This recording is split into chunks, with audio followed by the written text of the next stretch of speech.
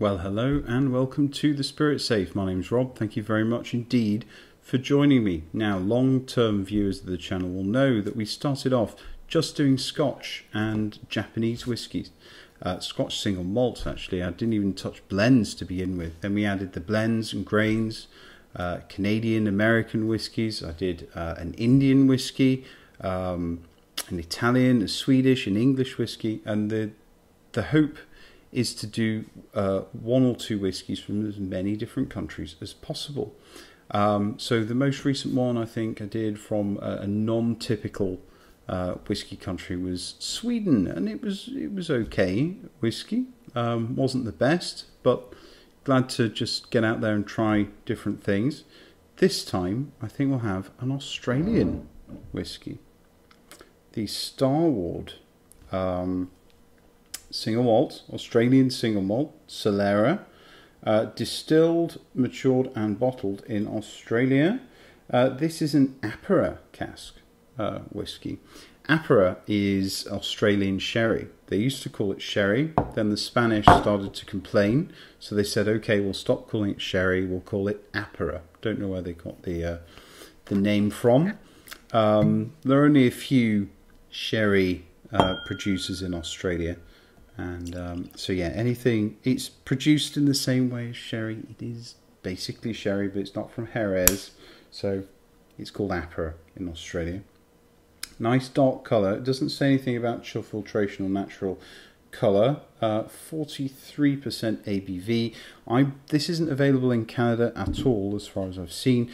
I bought this in the UK, and somebody kindly brought it in for me. What do I know? They're in Brisbane, which is unusual because the entire, every other Australian distillery I've heard of has been in Tasmania. That's the sort of hot spot for distilling in Australia. But these guys are in Brisbane. I think they're about 10 years old now, the distillery.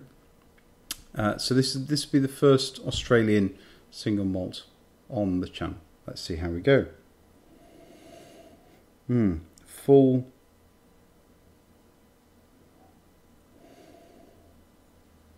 Very full and rich nose.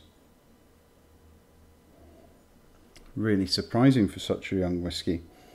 I say that, but in the same breath, it is a young whiskey. You can tell it is, but the vitality on the nose is, and the sense of maturity in it is also apparent. I mean, there's a strong perfume note, lots of sweetness in there. You can tell it's a sherried or aperad whiskey. There was a strong perfume note, a violet note when I first opened it. Less so now, much more juicy now.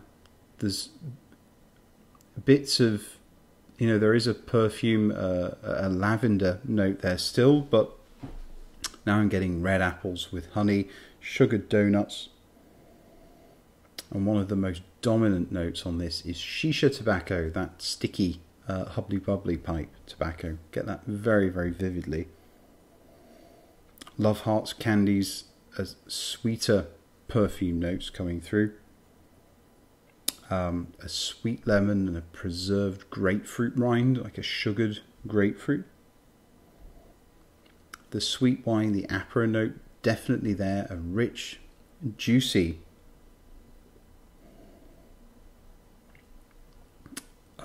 wine. Cassis, grenadine syrup, a pear, baked pear, warm griddled pineapple, kiwi fruit. There was an oak polish, a polished oak or a furniture polish note to begin with, which has waned a little bit. And I say in my notes that there's a dusty grain or rye spice, which that seems to have gone as well. Grapefruit, menthol, cream, oranges, raisins, full expressive nose on this young single malt.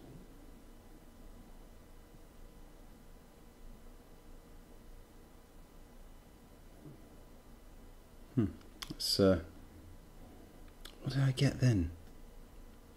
like a black forest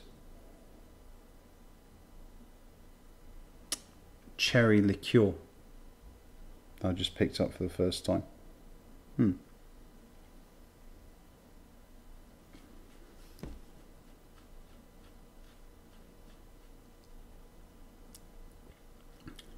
On the palate, loads of raisins and dried fruit. This is definitely a sherried dram. Doesn't hide from it at all. I'd say this is 100% ex-Apera. Stewed tea oak, slightly dry oak. It is still a young whiskey. There's astringency, a little tingle there. Apricot jam, blackcurrant, hazelnuts, walnuts.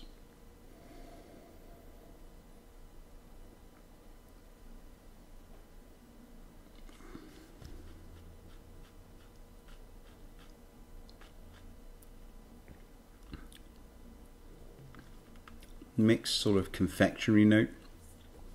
Wavers a little bit on the way to the finish.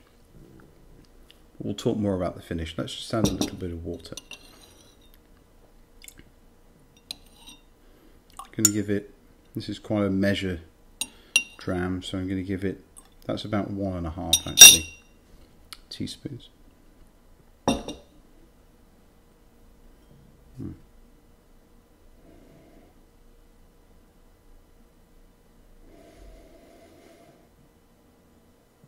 Oak comes to the fore. Hints at more dryness on the nose when you add a little bit of water, some barrel char. Dates, cloves, mulled wine spice starting to come through. Tart green apple.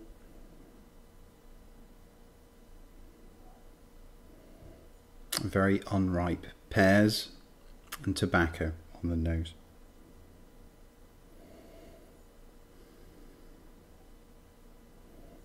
Hint of rosewater or Turkish delight as well.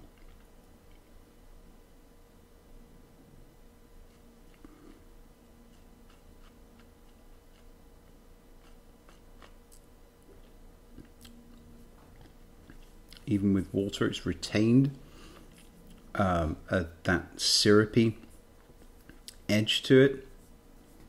Nectarine starting to come through on the palate with a bit of water, but it's also a lot drier when the water is added. I'm getting that dry, starting to get that dry tingle as we move into the finish. The finish is of tobacco, pink lady apples. It's a mid to long finish actually for a young whiskey. It's an accomplished finish. It does waver on its way into the finish a little bit, but it's oaky, stewed tea, herbal notes start to come through. Wintergreen, mint, Moroccan mint tea.